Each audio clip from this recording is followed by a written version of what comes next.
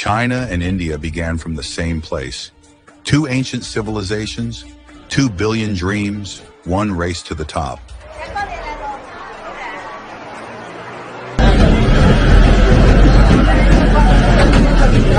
But somewhere along the way, China built power and India built excuses. Both were once poor and colonized. Yet today, the world treats them very differently. China is feared and respected. India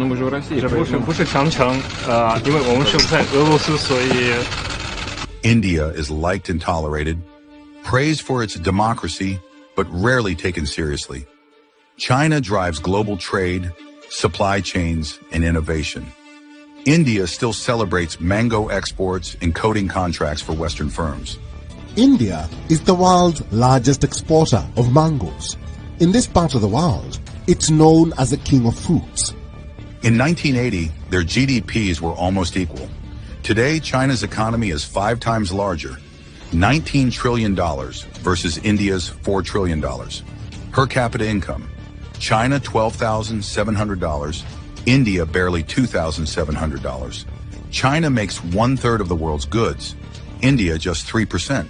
These aren't numbers, they're decades of difference. The world fears China because it acts like a superpower. It merely likes India because it talks like one. In geopolitics, being liked means nothing. Being respected means everything. China earned that respect through discipline, delivery, and direction.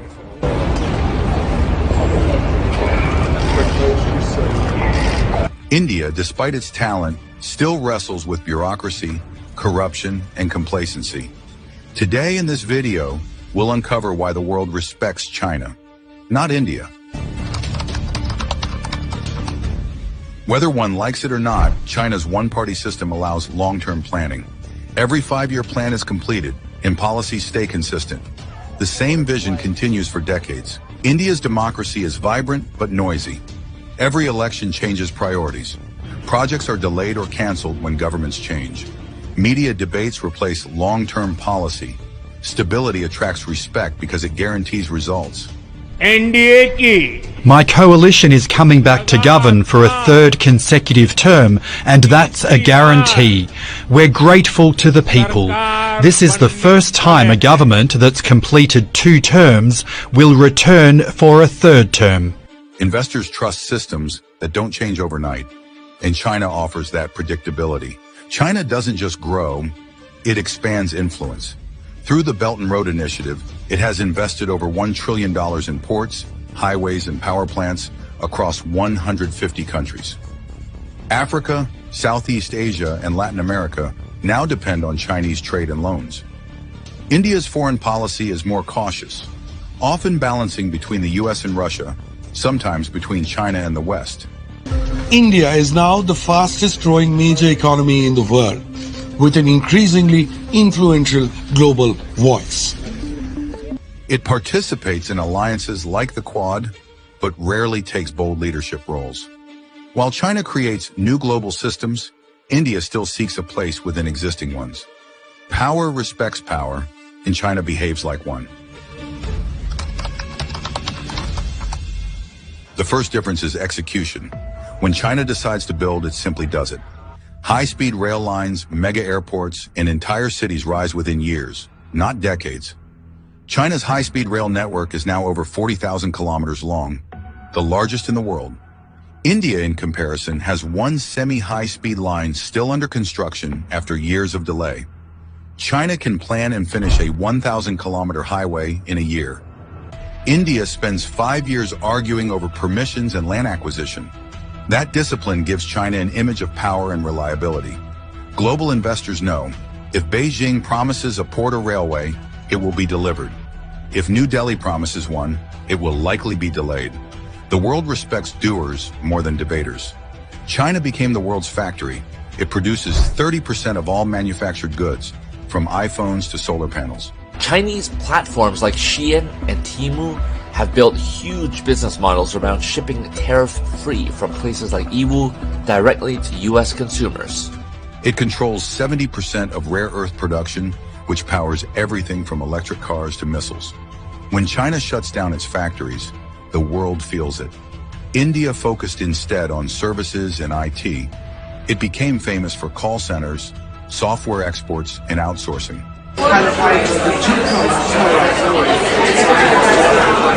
While that brings billions, it doesn't build industrial power or self-reliance. Manufacturing gives China leverage, jobs, exports, and control over global supply chains. That is real influence. Services cannot replace it.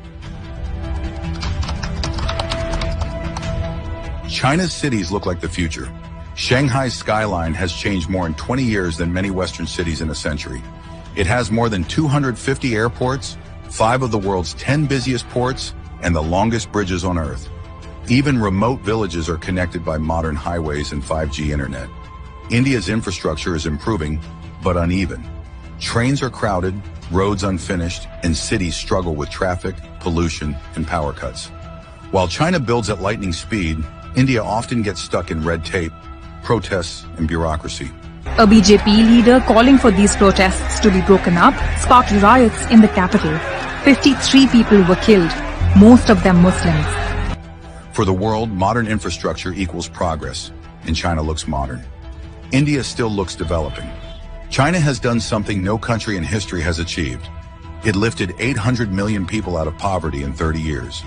Extreme poverty there has dropped from 88% in 1981 to less than 1% today. India has made progress too, but slower.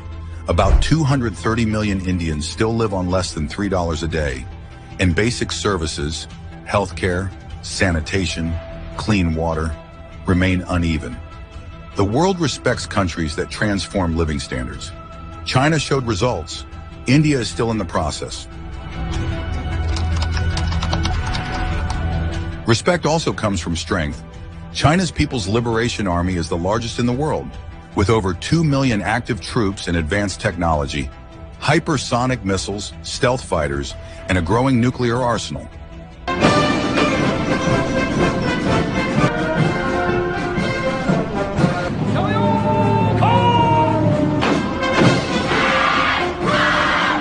Its military budget is around $230 billion a year. India's defense budget is about $80 billion. It has brave soldiers and nuclear weapons, but outdated equipment and long procurement delays. China is building bases from Pakistan to Africa, controlling sea routes under the Belt and Road Initiative. India talks about regional leadership, but struggles to project power beyond South Asia. In geopolitics, fear equals respect, and China has that edge.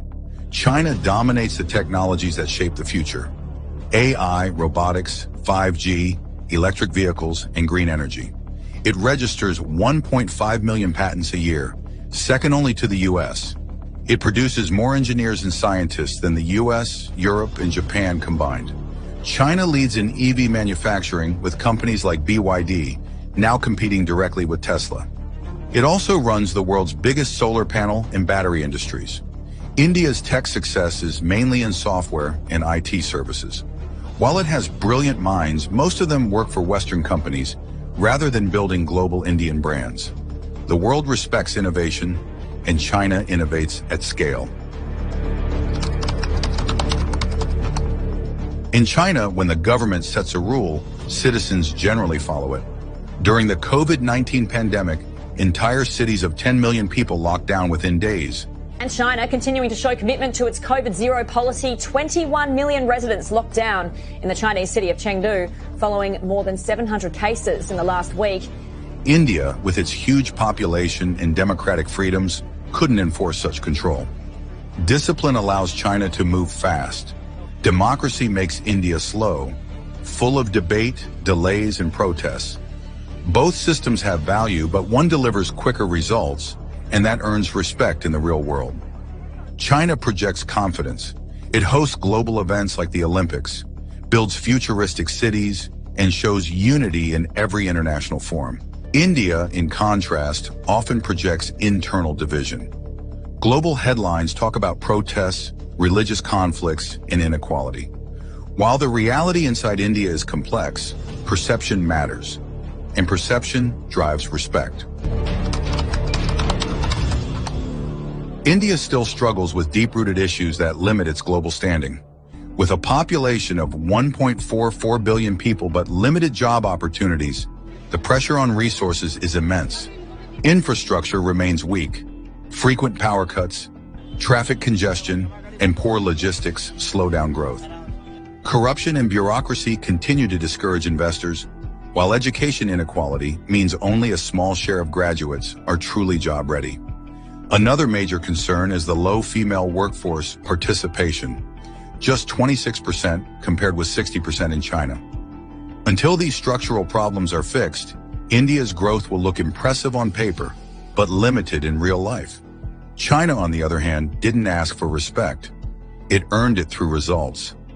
It built the world's largest manufacturing base, created the strongest military in Asia, and achieved rapid urbanization, moving hundreds of millions into the middle class. For 3 decades, China maintained 8 to 10% annual growth, turning poverty into prosperity.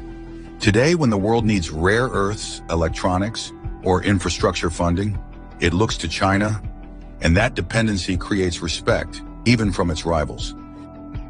The world respects China because it acts like a superpower, organized, disciplined, and result-driven. The world admires India, but doesn't fear or depend on it, at least not yet. Respect is not about size or slogans, it's about achievement. China built its reputation by delivering. India still builds hope by talking.